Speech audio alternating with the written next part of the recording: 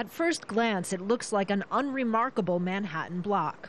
A couple rundown buildings and an old church that more recently housed an Irish pub. But if you look carefully at 103 Washington Street, there are signs of what used to be here. A thriving neighborhood of immigrants from Syria, Lebanon, and Palestine. In the early 1900s, it was known as Little Syria. Most of it was demolished in the 1940s to make way for the construction of a tunnel to the east. The rest when the World Trade Center was constructed to the west. And it's also significant for me and my family history because right here was where my family's importing and exporting business once was. Carl Antoon is trying to convince the city to preserve what's left. This building in what was once a community center and later a Buddhist temple.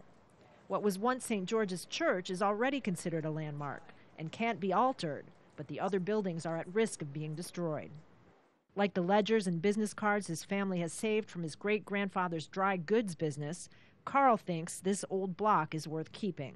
When I come here, I always get a chill down my spine. I always imagine seeing these peddlers running around trying to sell their goods. I can imagine seeing signs in Arabic script and writing and calligraphy.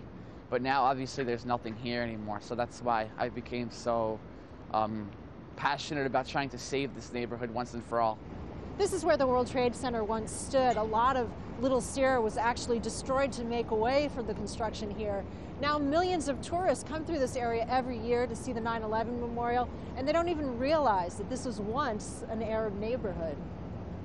It was also a gathering place for great Arab American thinkers like Khalil Gibran and Amin Rouhani.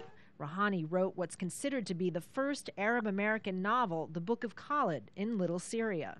We need to remember that Arabs have been part of American society, New York, for 100 years or 140 years or more. And Little Syria gives us the ability to imagine that history.